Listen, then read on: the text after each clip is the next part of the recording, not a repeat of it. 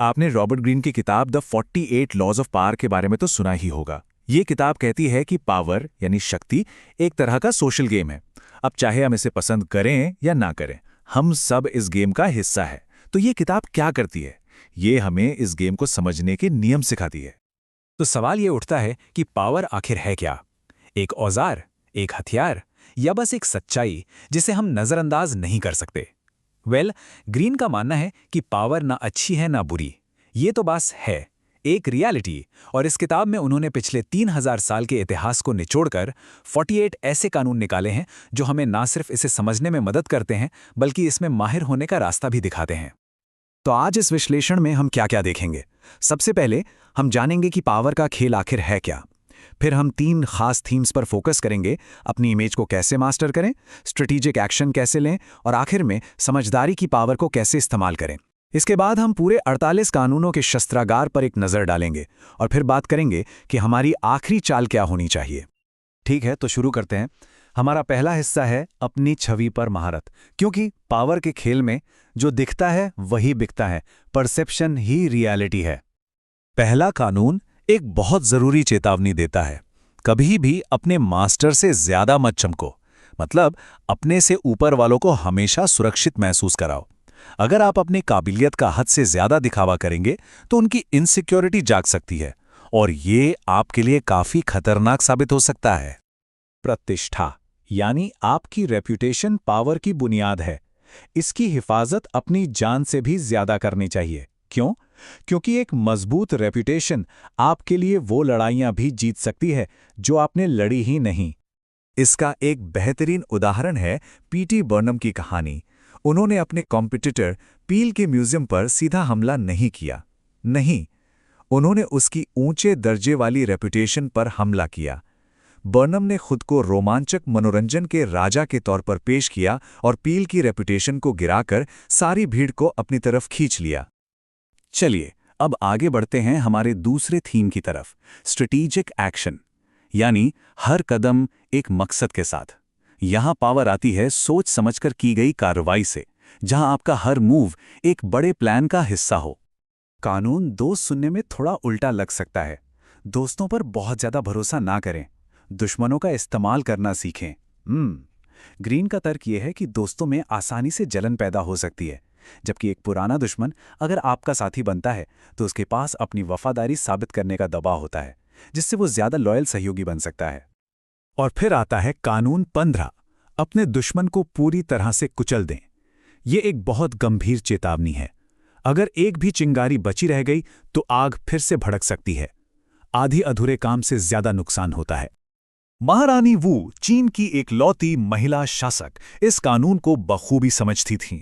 उन्होंने अपने दुश्मनों को सिर्फ देश से नहीं निकाला, बल्कि उन्हें पूरी तरह से खत्म कर दिया। वो जानती थीं कि एक घायल दुश्मन भविष्य का सबसे बड़ा खतरा है, और उनके इसी बेरहम रवैये ने उन्हें चीनी इतिहास के सबसे लंबे शासनकालों में से एक दिया।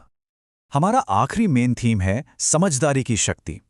असली पावर जल्दबाजी में एक्शन लेने में नहीं है, नहीं, वो है धैर्य में, संयम में और एक लंबी सोची समझी प्लानिंग में। कानून 4 सलाह देता है, हमेशा जरूरत से कम बोलें। जितना कम बोलेंगे उतने ज्यादा गहरे और शक्तिशाली लगेंगे। ज्यादा बोलने से कुछ बेवकूफी भरी बात कह जाने का खतरा बढ़ जाता है, जिससे आपकी पावर कम हो जाती है। जाने माने आर्टिस्ट एंडी वॉर्होल ने इस सिद्धांत को अपना लिया था। उन्होंने पाया कि चुप रहने से उन्हें ज्यादा पावर मिलती है। उनके छोटे गोलमोल जवाब दूसरों को मजबूर कर देते थे कि वो उनके इरादों का अंदाजा लगाएं।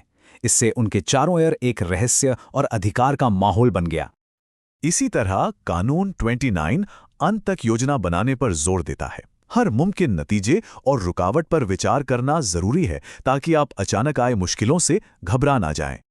तो अभी तक हमने कुछ मेन थीम्स पर फोकस किया है, लेकिन ये तो बस शुरुआत है।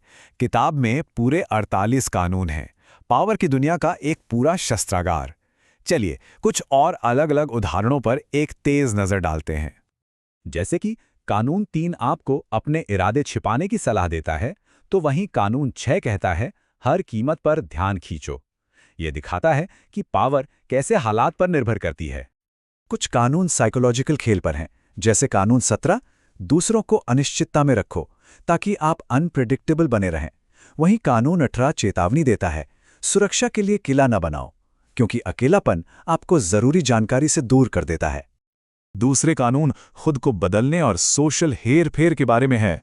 कानून 25 खुद को फिर से बनाओ आपको एक शक्तिशाली पहचान बनाने के लिए बढ़ावा देता है, जबकि कानून 27 लोगों की जरूरत का फायदा उठाकर एक पंथ जैसा फॉलोअर बेस बनाओ।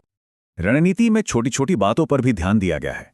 कानून 36 सिखाता है उन चीजों को नजरअंदाज करो जिन्हें आप पा नहीं सकते।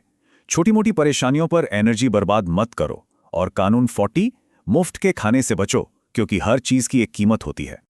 और आखिर में कुछ कानून फ्लेक्सिबिलिटी के बारे में है। कानून 46 सलाह देता है कभी भी बहुत परफेक्ट दिखने की कोशिश ना करें ताकि जलन से बचा जा सके। और आखिरी कानून 48 बिना किसी आकार के बन जाओ, जो आपको किसी भी दुश्मन के लिए एक मायावी टारगेट बनाता है।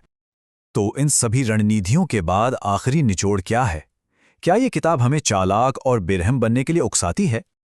नहीं, ऐसा नहीं है। किताब का मकसद हमें धोखेबाज बनाना नहीं, बल्कि हमें इंसान के स्वभाव के बारे में जागरूक करना है। ये दुनिया एक शतरंज की बिसात की तरह है, और ये नियम क्रूर होने के बारे में नहीं है, बल्कि खेल के नियमों को समझने के बारे में है। जब आप नियम जानते हैं, तभी आप अपनी शर्तों पर खेल सकते हैं, या फिर समझदारी से खेल से बाहर रहने का फैसला कर सकते हैं।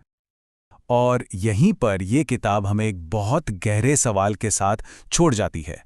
अगर अनजान रहना हमेशा अच्छा नहीं होता, तो इस जागरूकता की कीमत क्या है? जब कोई पहले से ही इस खेल में है, तो क्या इसके नियमों को जान लेना ही बेहतर नहीं है? अगर आपको ये विश्लेषण फायदेमंद लगा तो इसे लाइक करें, शेयर करें और ऐसे ही और विश्लेषणों के लिए सब्सक्राइब करना ना भूलें।